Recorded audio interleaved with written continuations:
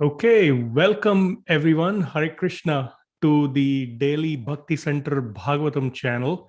I'm very happy and excited to announce a speaker who's new to our channel, but is not new to devotees around the world. Wherever he goes, he is in demand as a speaker, whether it's Mumbai, Juhu, or Vrindavan, or anywhere in America, or even in Africa. Um, so very happy to have Madan Gopal Prabhu join us. He's got many strings to his bow, so to speak. He serves as the vice president and education director, temple management director at ISKCON of New Jersey, popularly known as the Tobacco Temple. He's also serves as the North America co-director of ISKCON Communications, along with Anuttama Prabhu, Prabhupada disciple, who's also not a stranger on this channel.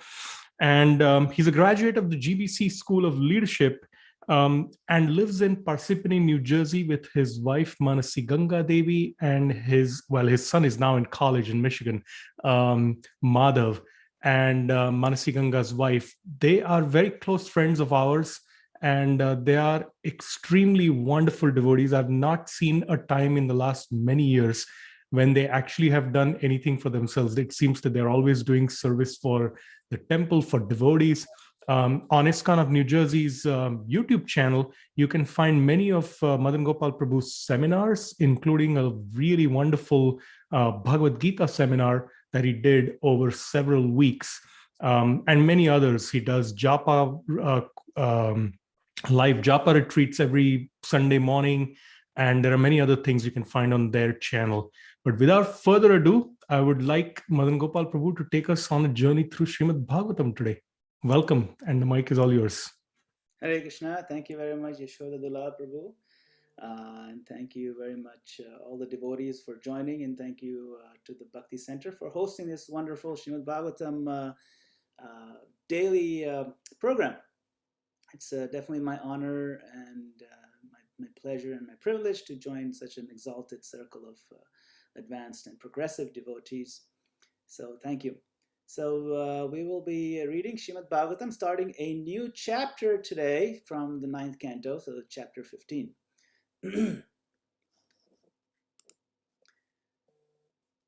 Om Namo Bhagavate Vasudevaya. Om Namo Bhagavate Vasudevaya. Om Namo Bhagavate Vasudevaya. So we have a few verses in the opening that do not have purport, so we'll just read the English for those. Okay.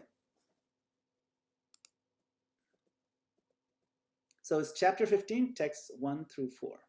Chapter 15 is about the incarnation of the Lord Parasurama. Text 1. Shukadeva Goswami continued. O King Parikshit, from the womb of Urvashi, 6 sons were generated by Pururava. Their names were Ayu, Shrutayu, Satyayu, Raya, Vijaya, and Jaya. So you can see this is actually connected from the previous chapter, where we learned about the incredibly complex story of Urvashi and Pururava. And so now we see their lineage. The son of Shrutayu was Vasuman. The son of Satyayu, Shrutanjaya. The son of Raya was Eka. The son of Jaya, Amita. And the son of Vijaya, Bhima. The son of Bhima was Kanchana. The son of Kanchana was Hotraka. And the son of Hotraka was Jahnu, who drank all the water of the Ganges in one sip.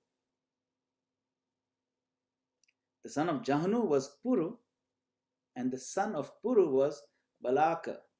The son of Balaka was Ajaka, and the son of Ajaka was Kusha. Kusha had 4 sons, named Kushambu, Tanaya, Vasu, and Kushanaba. The son of Kushambu was Gadhi. So that's up to text 4, and text 5 and 6 is the one that have a purport. So I'll read the Sanskrit. Tasya satyavatim kanyam Richiko yachata dvija varam vishadrisham matva gadhir bhargavam abravi ekata shyama karnanam hayanam chandravarchasam sahasram diyatam shulkam kanyaya kushikavayam. King Gadhi had a daughter named Satyavati, whom a Brahmana sage named Richika requested from the king to be his wife. King Gadhi, however, regarded Richika as an unfit husband for his daughter, and therefore he told the Brahmana, "My dear sir, I belong to the dynasty of Kusha. Because we are aristocratic Kshatriyas, you have to give some dowry for my daughter.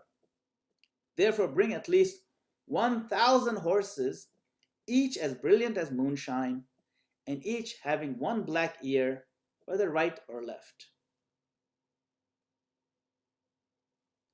Purport by His Divine Grace A.C. Bhaktivedanta Swami Srila Prabhupada. Srila Prabhupada ki jai.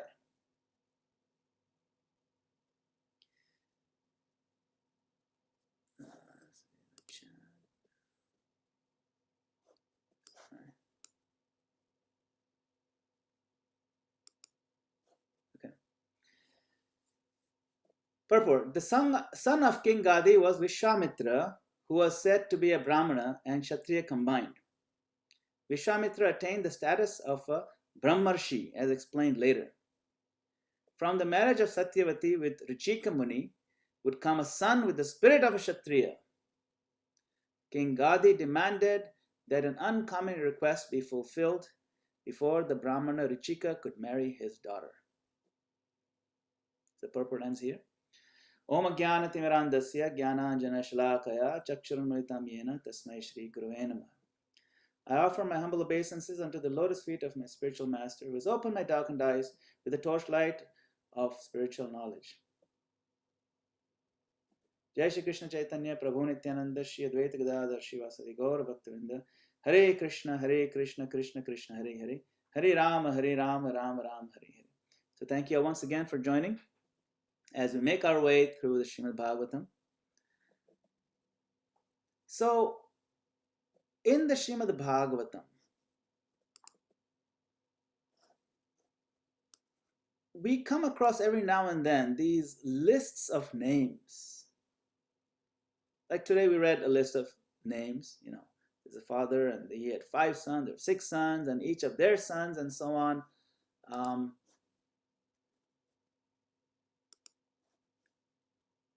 And even in the previous chapter, you can see this is just a little excerpt from there. Son of Janaka, Udavasu, and Udavasu, Nandivardhana, and Devavarta, Bradhartha, Mahavirya, Shudrati, so many. All these sons appear, and then there's another string of names. And sometimes the whole chapter is just a string of names. We'll see this happening repeatedly. And if we are coming, from a place of, we really don't know much about Srimad Bhagavatam, we don't know, we just want to understand about Krishna consciousness. We heard that Srimad Bhagavatam is an important work. And then we're struck with these names. It's very hard to make head or tails of it. Where do we start from? What do these names mean? So, just like with anything else that is deep and complicated, we do need to kind of put certain things aside that trip us up, because we can easily get tripped just by these names and then say, I don't think I can read more than 3-4 pages of these names before I just lose it. Of course, in this day and age, we don't have much of an attention span. We're not very focused anyway. We lose our attention in just a few seconds. But there's something to think about with these names, right? These names, they give us a feel of the history and the lineage of the characters that we're learning about. It drives home a point that this is not mythology. This is something that actually happened. And sometimes, every once in a while, we recognize some of the names in those lists. Like Vishwamitra, for example, is listed in that. Vishwamitra, if you're familiar with some of his stories we've heard elsewhere, they're very interesting. Every now and then some name will pop up. Oh yeah, is it the same Vishwamitra? And then Prabhupada would explain, or even the verse itself would explain. Yes, Janu Rishi. Janu Rishi, isn't that the one I heard he drank up the whole Ganga? And then the verse itself would say, yes, he's the one who drank the whole thing, right? So in fact, that's one of the reasons why, he drank the whole Ganges, and then he let the Ganges out. He made a tear in his body, and then the Ganges flowed out. And so that's one of the reasons why the Ganges River is known as Jahannavi, the daughter of Janu, because she was again born from his body. Interesting. Anyway, so these names, they have some meaning. They give us a sense of history, a sense of lineage, and we can connect some of these names that we recognize with the larger stories, and then realize that the whole thing is connected. And just reciting these names in and of themselves, because they are auspicious, creates a very positive and spiritual vibration. So even just speaking a verse, every verse in Srimad Bhagavatam is powerful, even if it's just reading a list of names of kings, because it's connected to an important point, and ultimately it all connects to Krishna very, very soon. So, it's good to kind of keep these things in mind and try not to get tripped over by some of these names. Just kind of read them, see if you can pronounce them. It's a good exercise in Sanskrit pronunciation and some of these dots and diacritics and how you can pull them together. It's a bit of a tongue twister in the beginning, but you get used to it. And then all of a sudden you know how to pronounce a whole different language. So it's pretty cool. Now, the stories of the Bhagavatam. Now, see, typically stories of morality, like the ones we learned when we were children, like the race between the tortoise and the hare, they tend to be very simple. Tend to make just one point, that, okay, slow and steady wins the race. They're nice to learn. But a lot of the times we can't connect to them very deeply at a personal level because they're so simple. But these Bhagavatam stories, these Bhagavatam events, they are real life events. They're histories. They are multidimensional. They are complex. They involve an interplay of so many variables. And they're very similar to the complexities we find in our own lives.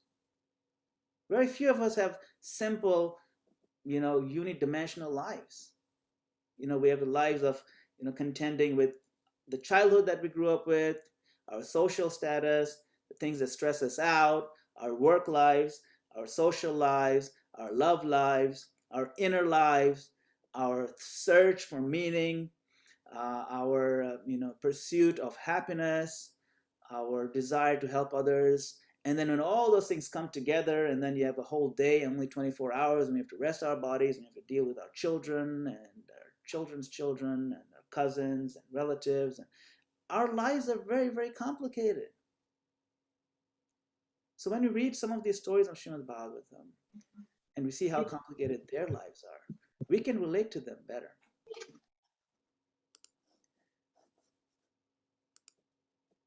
Take the episode of Purarava and Urvashi. We completed that chapter yesterday. And Maharaj, His Holiness Chandrasekhar Maharaj, who gave the class yesterday, he gave a summary of the whole story of how Urvashi was a heavenly apsara, heavenly, like you can say, an angelic dancer. And she fell in love with the king Purarava, and they were together for some time, and then they broke up, and she left him, and then she was really depressed, and they got together again, but they can only see each other once a year. And then there was another woman, Agnistali, who then the Gandharvas tried to replace Urvashi with and do a switch, a bait and switch for Purarava. And then he saw right through the whole trick, and it was very complicated. You know how sometimes, we have our Facebook profiles, and then in a relationship we write, it's complicated. Well, they had complicated lives back then too. So these are the kind of things that they make movies about in modern stories, and because stuff like this happens in real life too, it happens to us. And so Bhagavatam is very powerful at that level, because you can just open any story and you can connect to it right away and relate to at least some part of it. Our own lives are not simple.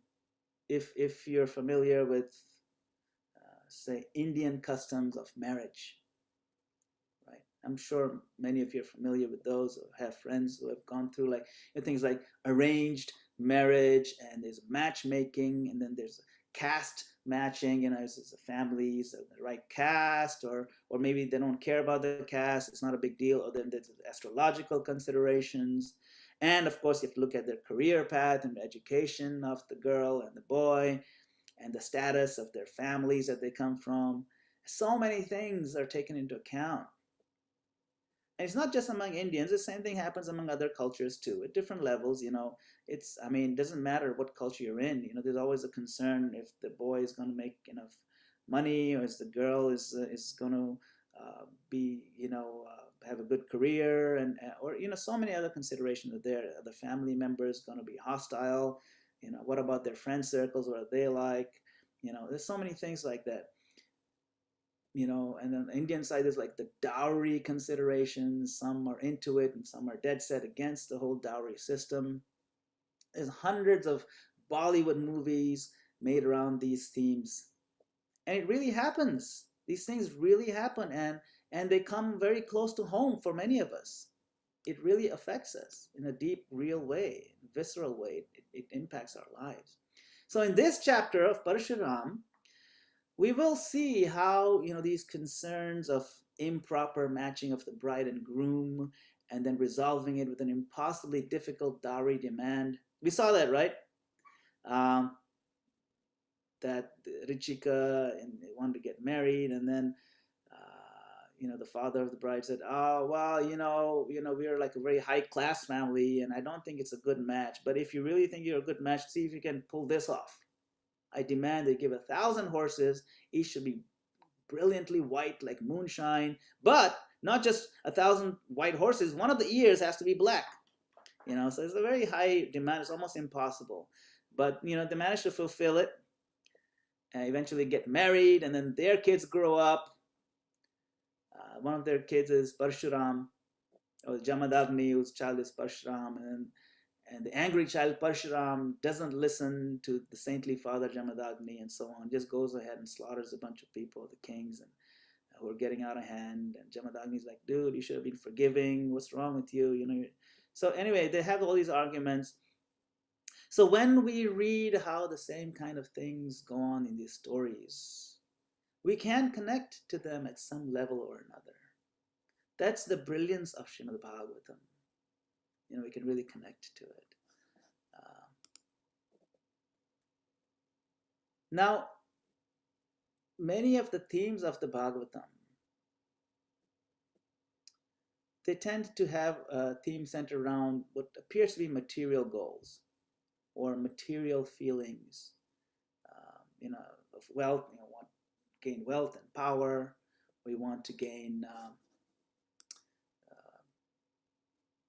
someone that you fell in love with and want to get married to them, or there's betrayal, and there's demons and demigods and certain animals that talk, and kinds of pretty far out things. But a lot of them are centered around selfish, materialistic goals, especially if you only look at a few of the verses out of context. We can easily think that this book is about selfish, material goals.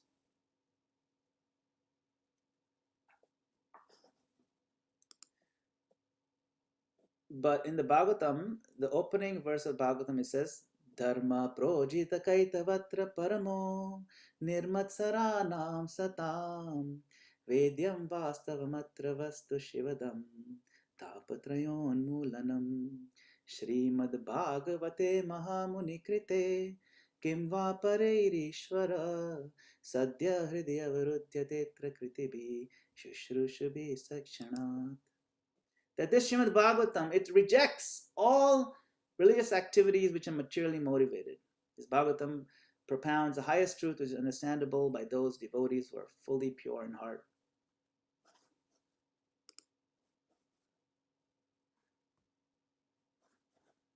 And this highest truth is reality distinguished from illusion for the welfare of all. So the point here that's being made is that dharma projita kaitavatra, that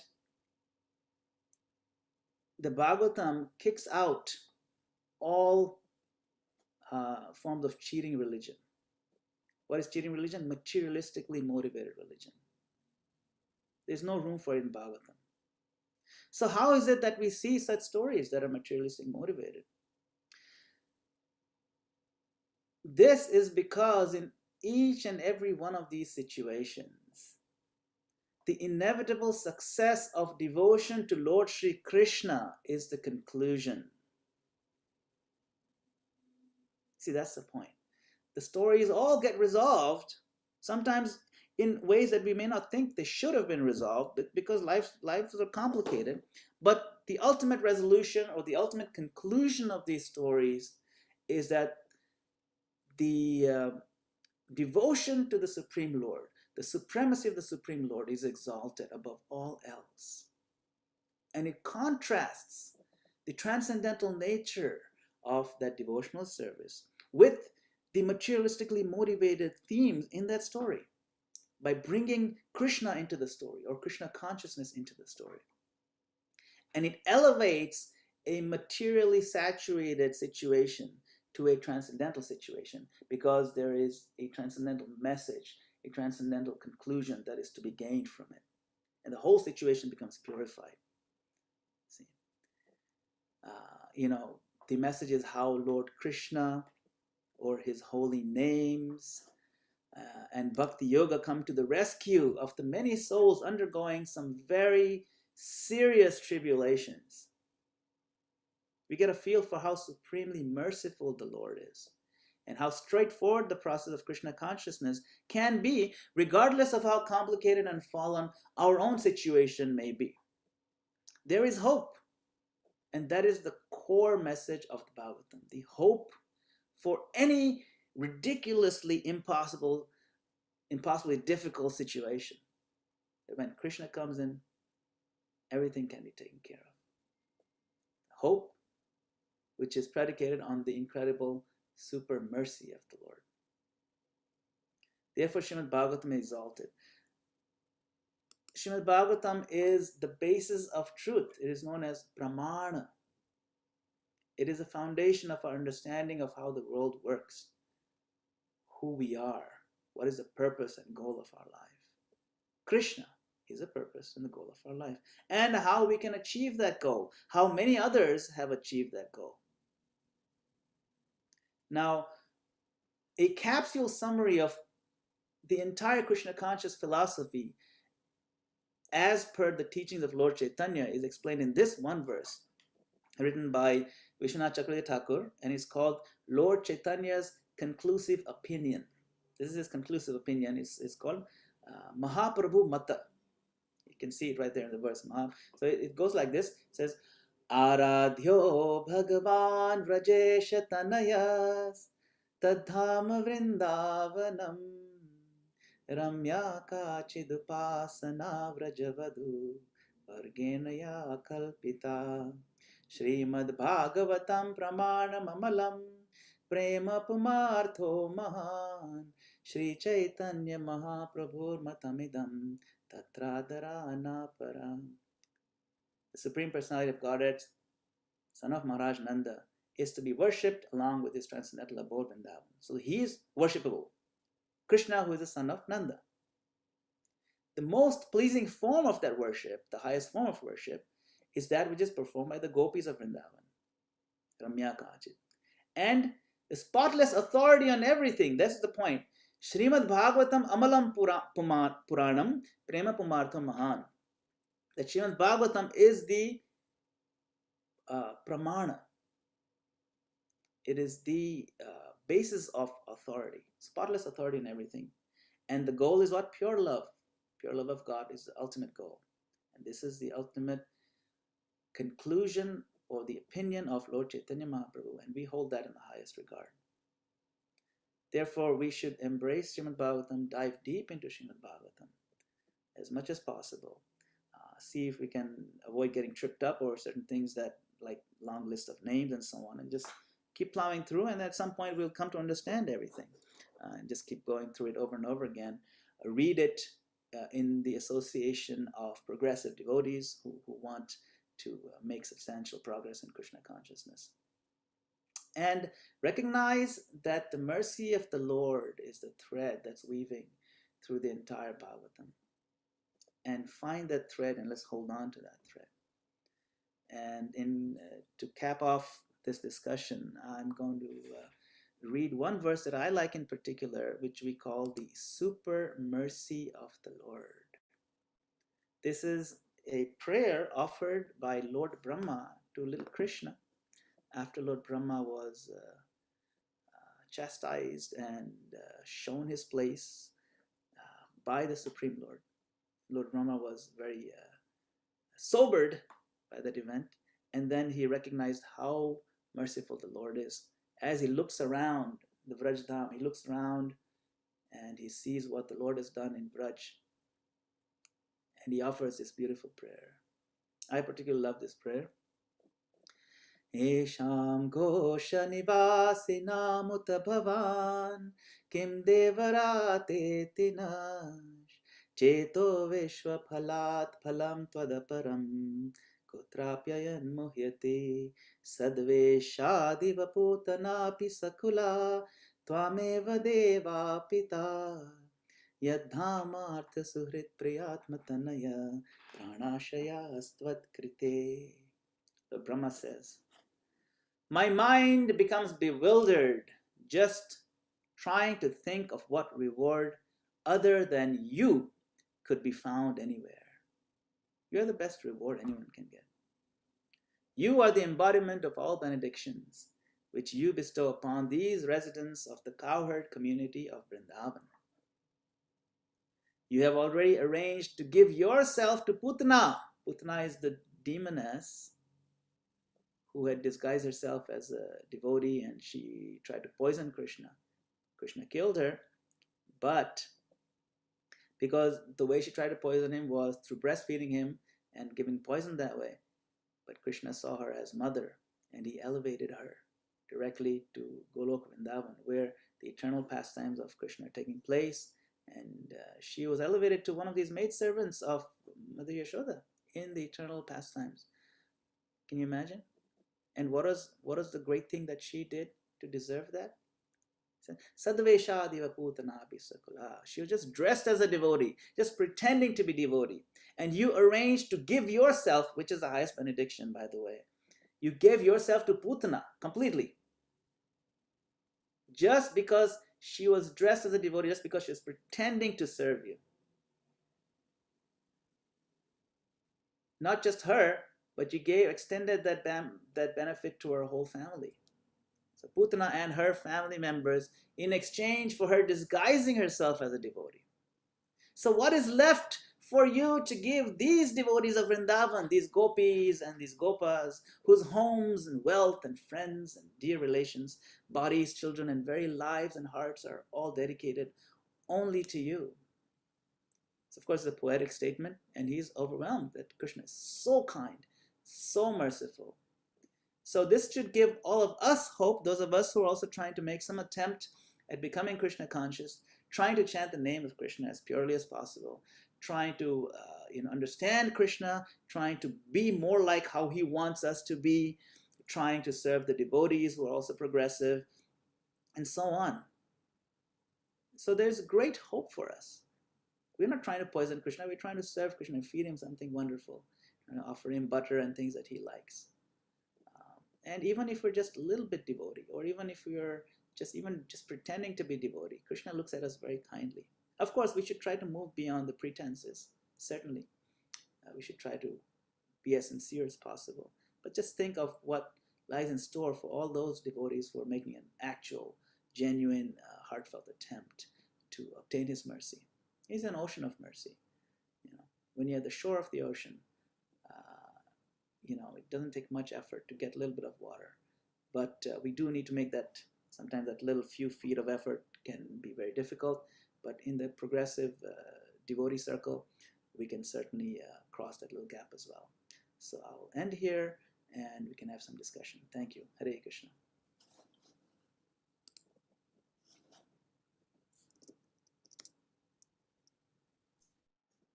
Happy to see so many familiar faces. I see Athena and so many others. Very well. So, Hare Krishna. Madana Gopala Prabhu, thank you. You can actually go on longer if you wish, because we sometimes go up to 8:15, 8:20, but It's totally up to you. If you want, you can stop for comments or reflections and go ahead, or whatever you wish. It depends if somebody is wanting to offer any comments. Otherwise, there's Gail. Haribo, Gail. Hare Krishna Prabhu. It was a wonderful surprise to see you give class today, and I really loved the melodious way in which you recited the verses. That was beautiful. I do have a question, which is that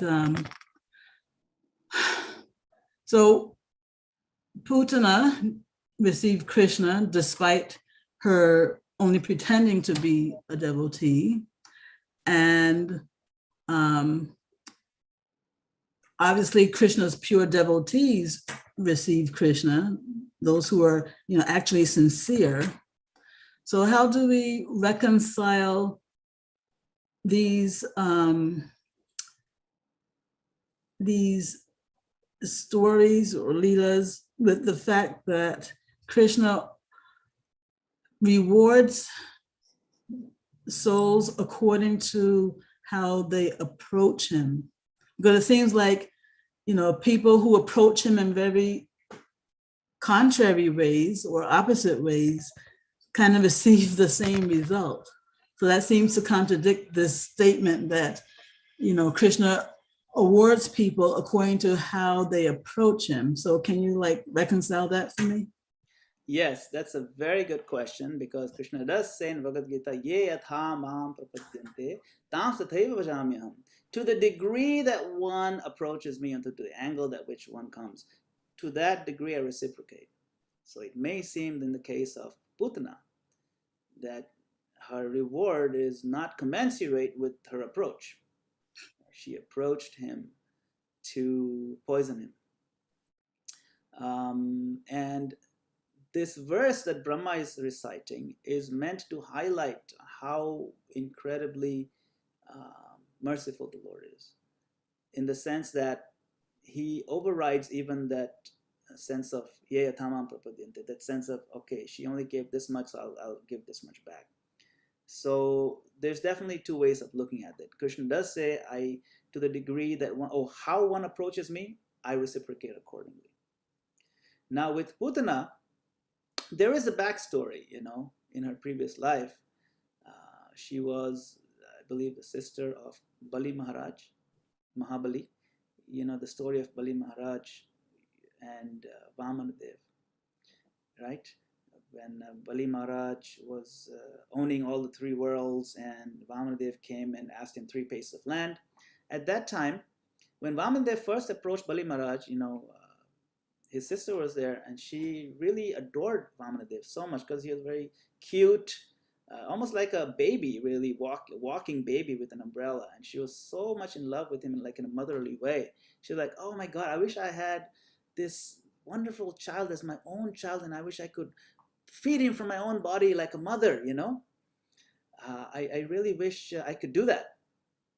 So then Vamanadev, being the Supreme Lord, in her heart also registered her desire and said, yes, certainly she wants to breastfeed me. I will give her that opportunity in one of my next avatars. So he registered that.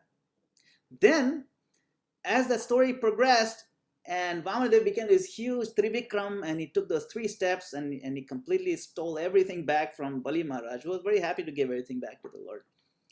But his sister was really upset. He said, oh my God, what an awful child. This kind of child should be given poison, should be poisoned. So then Vamanadev registered that too, as a desire. You see? So, okay, well, I'll make sure she gets a chance to poison me too. So poison me and breastfeed me at the same time. Now, but because her initial overwhelming love for Krishna was to serve him, then that negative part was very much diminished. And as a token way, she got to poison Krishna too. So Krishna does indeed fulfill all desires, but because her overarching feeling was to serve the Lord out of genuine affection, no consideration of offense or selfishness, that kind of overrides all other considerations, which is why it may appear that Krishna's reward is not commensurate with what we see, but there's always a backstory to it. So when we approach Krishna consciousness in our practice, we may or may not have that kind of positive backstory. So we do want to take every opportunity to intensify our own loving feeling toward Krishna, to arouse that natural love for Krishna as deeply and intensely as possible, so that we can create our own backstory, either for this life, at the end of this life, or for our next life. So that is the lesson to learn in this particular episode. At the same time, recognizing that, okay, Putana was not fully free from negativity, but still she was elevated. In Bhagavad Gita, Krishna says, you can't come to me unless you're free from all sins. How did that happen? She wasn't fully sinless. She was a demoness, and she had come with a negative attitude toward Krishna. But Krishna, by the act of killing her, erased her last sins, whatever was remaining. So he purified her, right? So he also takes charge of devotees. Once Srila Prabhupada was asked, Srila Prabhupada, Krishna says we have to be 100% pure devotees to go back to God. Prabhupada said, yes, you have to be 100% pure. And then the devotee was very sad. Prabhupada said, yeah, but maybe 90% is also okay. The devotee smiled a little bit, but he was still sad. And then he looked at it. You know what? 75% also. So Krishna makes up for it. Prabhupada makes up for it. Prabhupada is giving it. So sometimes, Prabhupada will pay for our part too. It works like that. So that's why we rely on the mercy of the acharyas. We rely on the mercy of our spiritual preceptors, our senior devotees who are guiding us. And certainly all that mercy stems from the lotus feet of the Supreme Lord himself. So we have to keep that in mind while at the same time trying to purify ourselves as much as possible. I hope that helps, Gail Mataji. That's a little bit of perspective I can think of right now. No, that's great. So what I understood you, what I think you were trying to say is that even, you talk about Putana's overarching desire to serve Krishna. So therefore, since Krishna is in her heart, he knew that even though she was trying to poison him, her more, let's say, prominent desire was actually to serve him, even in the midst of that attempt to poison. And so he responded to that more prominent desire. Exactly. In fact, there's a more detailed story to that. That's a very good point you brought up. When Putana came to poison Krishna, in the Bhagavatam is described that Krishna closed his eyes before he breastfed and sucked the life out of her. So the acharyas comment, why did he close his eyes? And the commentaries of the acharyas, we learned that Krishna's closing his eyes is symbolic of him intentionally looking the other way with regards to her bad qualities. You see, I don't want to see her bad qualities. I'm just going to close my eyes when it comes to that. So Krishna chooses to ignore the bad and see the good, see the positive intent, even the pretension of it. And he gives credit. Like sometimes when you do math exam, right? And it's a very long equation, you have to solve it. And at the bottom, the answer was wrong. But if the math teacher is very lenient, they will look, oh yeah, actually, she had the right idea. She was going, but she made a small calculation error towards the end. So I'll give her full credit. Even though the answer was wrong, I'll give her full credit. I'll give her 100%. Mm-hmm. Why? Because the teacher recognized that, she's understood everything. Just a small slip at the end is completely insignificant. It's de minimis. So I'll minimize it to the point of 0 and give her 100% for that question. And so Krishna tends to be lenient like that. And that's the idea when he closes his eyes. And even more lenient than Krishna is Lord Chaitanya Mahaprabhu, who doesn't look at any qualification whatsoever. And more lenient than Chaitanya Mahaprabhu is the Guru. Of course, Srila Prabhupada is, Srila Prabhupada's mercy is legendary. And he has the power to pull everybody together and so on. So we are holding on to that mercy. But you can see how Krishna sets the standard by closing his eyes to the negative. And something for us to learn too, that maybe we should also practice some of that. Try to not see the negative in others and try to magnify and amplify what good they bring, give them hope and courage and so on. The world itself is so discouraging that very few places and people give real courage. So we should be among those who are less discouraging, more encouraging to ourselves and to others. Mm-hmm. Yeah. Beautiful, Prabhu. Thank you so very much. Thank you, Gail. I always look forward to your comments and questions. I Thank think you. Angelica has a question. She has her hand raised. Yes, I do. Thank you so much. So my question is connected to your point about how we should approach Bhagavatam as truth and essentially, form our lives around that truth and dive deeper to understand that. And so I'm wondering about the fact that because it is also speaking on parts of culture, which may externally seem very subjective, not objective, as a universal truth, how are we to approach those parts of the Bhagavatam?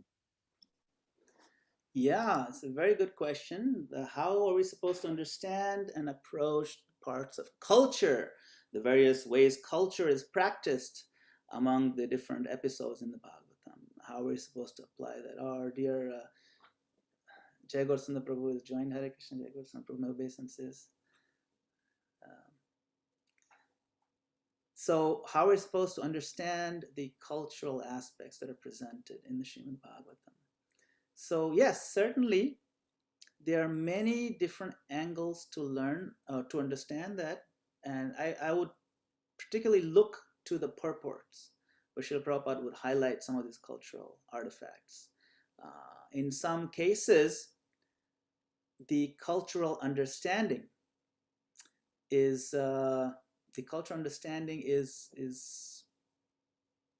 provided to give a context to the story. So we understand how difficult or easy the situation may have been for a particular person. So when we understand the cultural context of it, we can see, yes, in that time, in that time frame, men were allowed to do this, women are allowed to do that, or certain Kshatriyas could do this, and Brahmanas could do that. And if you want to get married between a Brahman and Kshatriya, it's allowed this way, but not this way. So, these details, we hear about them. Prabhupada talks about in the purports. It doesn't necessarily mean that these cultural artifacts are meant to be embraced and tried to retrofit into our modern context in every single scenario, which is why we do look again to the purports. And Prabhupada does say that, okay, it would be nice if we could implement some of these cultural artifacts in our Krishna conscious society. He does say that. He would like to see that happen.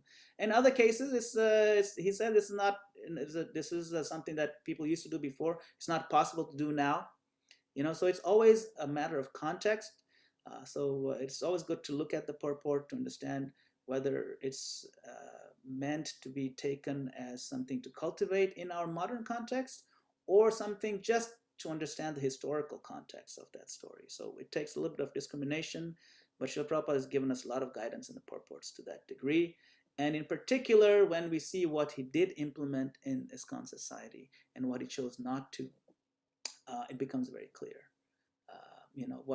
what is to be done, what is not to be done. I hope that helps. Yes, it helps a lot. Thank you very much.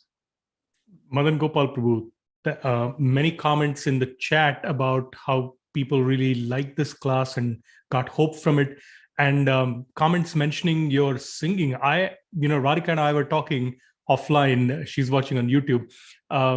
Maybe we should have, add this to your list of 10,000 projects that you do, chanting the whole 18,000 verses of Bhagavatam in Sanskrit and English like that would be a tremendous thing. And you have the ability and the voice and the devotion to do that. It'll be so impactful. But I had a question, when we read these names, and I must admit, so today's explanation was really good about how to view the names, that they provide context. It also shows you the lineage, and it's not mythology that all these great personalities didn't just drop out of the sky and, so on and so forth. But I must admit that when I read these sections of the Bhagavatam, it's a bit of a drag because I'm like itching to get to the juicy bits, to the stories. So how should we approach these parts of the Bhagavatam, which are, repetitions of names, essentially one after the other? Yeah, it's a good question. And the answer will vary depending on which iteration of Bhagavatam you're reading. By iteration, I mean, is it the first time you're reading or the fifth time? You see, if it's the fifth time, you may find yourself looking more closely at the names to see if you recognize them.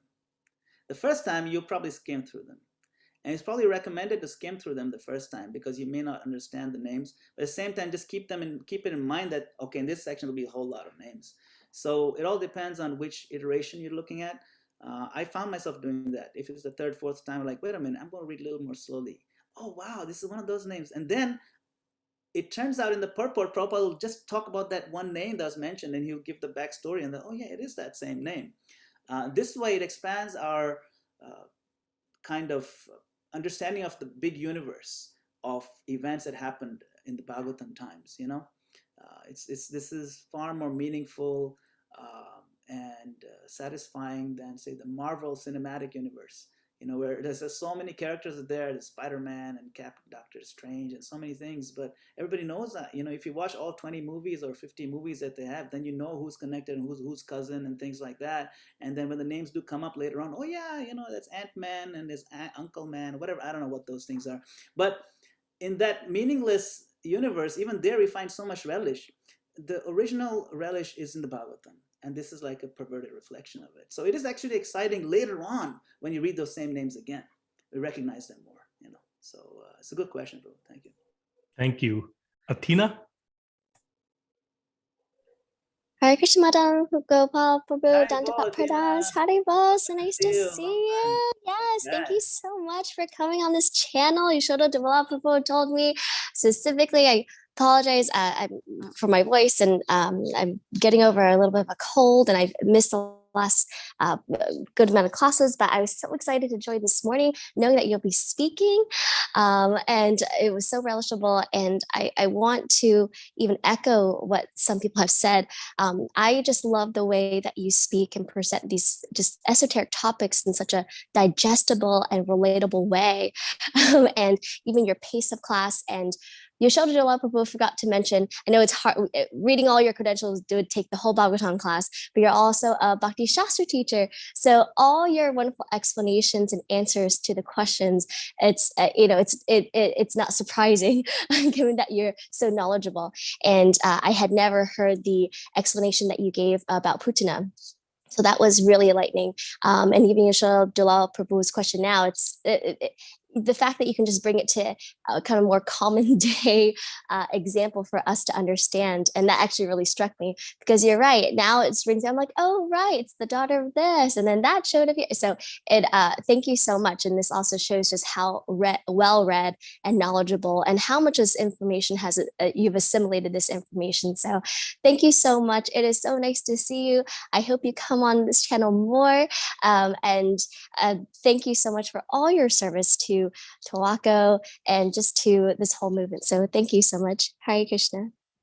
Thank you very much, Athena. It was very nice when you used to come to Tawako every now and then when things are a little bit easier. Hope all of you can come and visit us. We're only 25 miles away from New York City, and this is a little temple behind me that's under construction. But if you want to come and stop by in Parsippany and take a look, that structure is up like 80%. So if you come and take a look, it's quite impressive. We're almost there.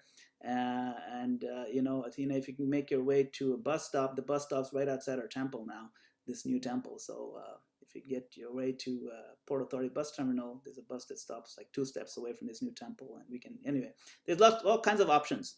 This is a temple in Parsippany. You can look at iskonparsippany.org. Parsippany is a town just about 26 miles west of New York City in New Jersey. But our Tawako temple, we've been operating since 1981. It's 40 years this year. We have a nice big congregation. So please come and visit us. It'll be a real honor for us to serve you.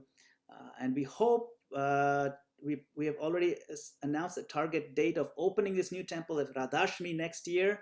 So about 1 year from now, so if anybody wants to come and take a look, see how much we've progressed, it's very, very exciting. So please, you're very welcome.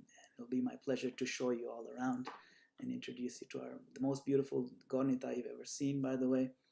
They used to originally reside in New York City in Prabhupada's temple in Manhattan.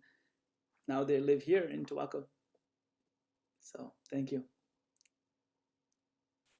Thank you, Madana Gopala Prabhu. I also put in the chat a link to the Bhagavad Gita classes, the super simplified Bhagavad Gita course that you did. I think it's like 32 or 33 videos, which we watched. It was last year during the pandemic. It's really, really insightful. It's a great overview of the Bhagavad Gita, and yet it's not just simple, but it's very deep. So if anyone's interested, they can go in and watch those videos. Thank you very much, Ishadeva Prabhu. And thank you all the devotees for joining this morning. Thank you. If no more questions, Anand Bihari Prabhu, I guess you will close out the recording and so on. Yes. And tomorrow we have Brahma Brahmatirtha Tirtha Prabhu. Tomorrow is Brahma Tirtha Prabhu on this channel. And then Jai Jagannath Prabhu and Amarendra Prabhu on Saturday. So it's quite a roster all around. Thank you, everybody. Have a wonderful day in Krishna consciousness. Hare Krishna. Thank you. Krishna, Shri Haribo, Prabhupada ki thank jai. you. Haribo. Shri Prabhupada.